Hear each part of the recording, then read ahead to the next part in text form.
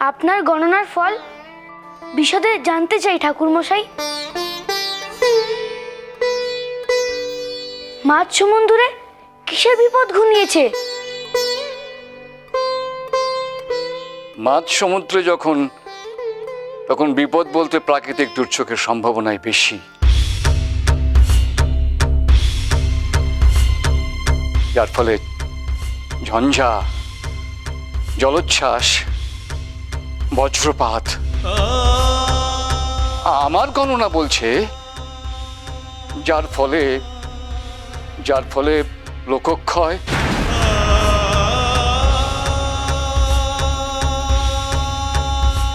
জীবনহানি,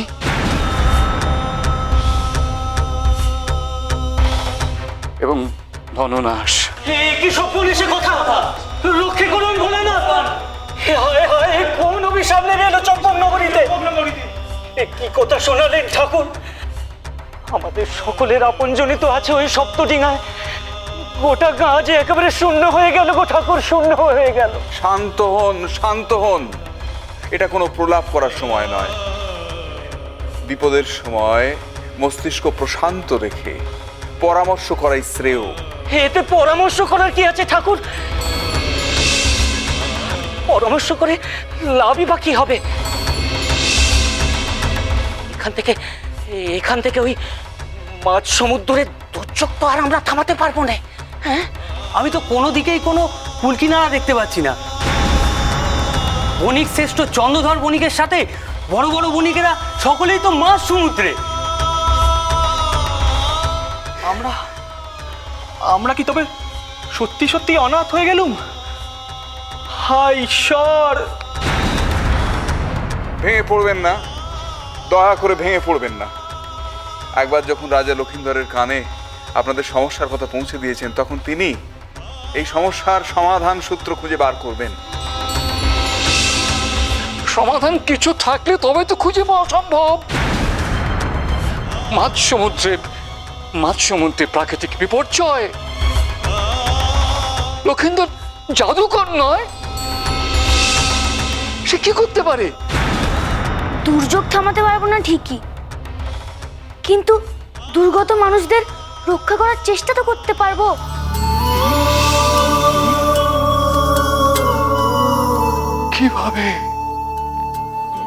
কিভাবে লক্ষিন্দর? গুরুমশাই, সমস্ত বণিকেরা যারা বাণিজ্যে যাননি তাদের কাছ থেকে সঠিক দাম দিয়ে জাহাজ কিনে নিন।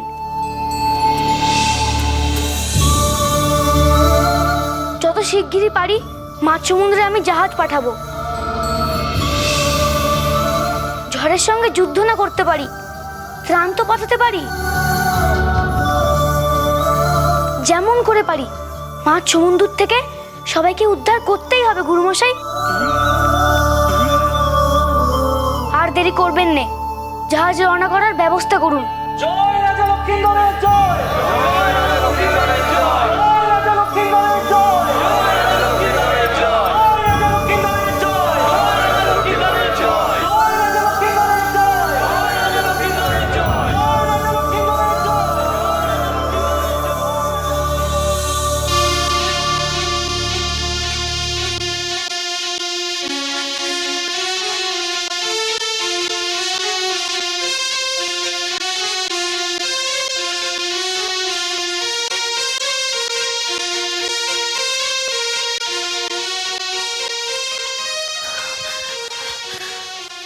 এখন কি করণীয় পদ্মা? লক্ষিন্দর যে মাঝ সমুদ্রে জাহাজ পাঠাতে চলেছে, দুর্গতদের যে করেই হোক ত্রাণ করবে সে। আর একবার তার পাঠানো জাহাজ যদি মাঝ সমুদ্রে পৌঁছে যায়, তাহলে আরোহীরা সকলেই বেঁচে যাবে। আর চাঁদ তাহলে কোনো মতেই তোমার সামনে নত হবে না।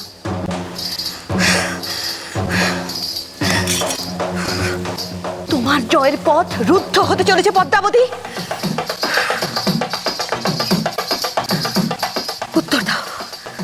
উত্তর দাও পদ্মা।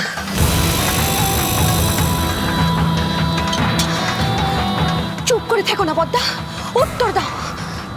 কি করব? ঝড়ের গতিবেগ বাড়িয়ে দেবো যাতে ত্রাণ পৌঁছবার আগেই সবকিছু। উত্তর দাও পদ্মা, উত্তর দাও।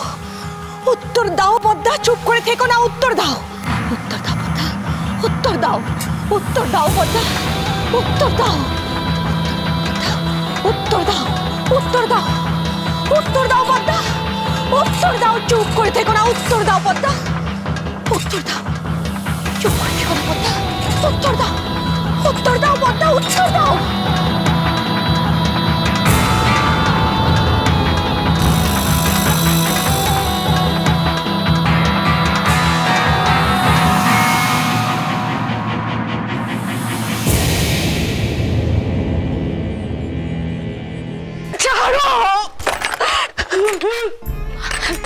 শুধু শুধু আপনি কেঁদে কেটে অ্যাকশন করছেন। আমি বলছি ভোলানাথ আছেন, উনি কোনো ক্ষতি হতে দেবেন না। আর মিটি মিটি আমাকে তোমরা সান্ত্বনা দিও নে মা, দিও নে। সকাল থেকে আমার ডান চোখ খালি কাঁপছে। বড় ঠাকুর মশাই তিনিও গণনা করে বলেছেন, এ জীবনে যা হয়নি তাই করতে চলে।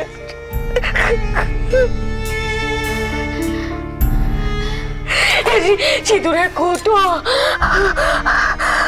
হাত থেকে পড়ে গেল। এসব কিসের লক্ষণ?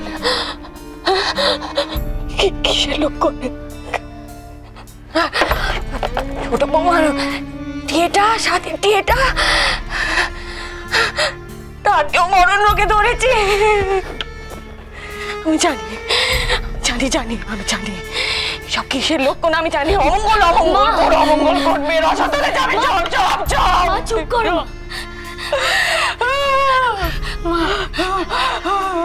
বাকি খাচ্ছে না, দাচ্ছে না, কথা কইছে না, সে তো আমরাও জানি মা। নিশ্চয়ই কোনো অসুখ করেছে বাকি। আর মা, শরীর থাকলে তো রোগ ভোগ থাকবেই মা, কিন্তু তার সাথে যে সৌর ঠাকুরের বিপদ হয়েছে এ কথা তুমি কেন ধরে নিচ্ছ? সব দোষ আমাদের, জানিস তো। আমরা শুধু শুধু কেন যে পাখিটার অসুখের কথাটা মাকে বলতে গেলুম কে জানে। তারপর সকাল বড় ঠাকুর মশাই এসে কি সব অমঙ্গলের কথা বলে গেলেন। তার মধ্যে আমার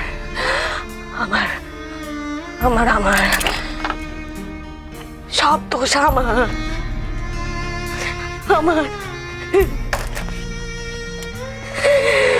আমি অমন অলক্ষীর মতন ঝগড়া যদি ওনার সঙ্গে না করতুম, অলক্ষীর মতন ঝগড়া করেছি বলে ওই চলে গেলেন। অনেক কষ্টে, যন্ত্রণায়, দুঃখে ফিরেছে, চলে গেলেন।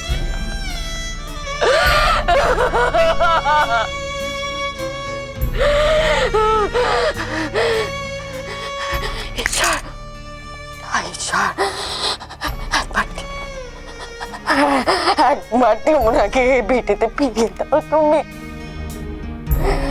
আমি আস্তে আস্তে তোমার পায়ে আমার জীবন দেবো, ফিরিয়ে দাও না, ফিরিয়ে দাও, ফিরিয়ে দাও।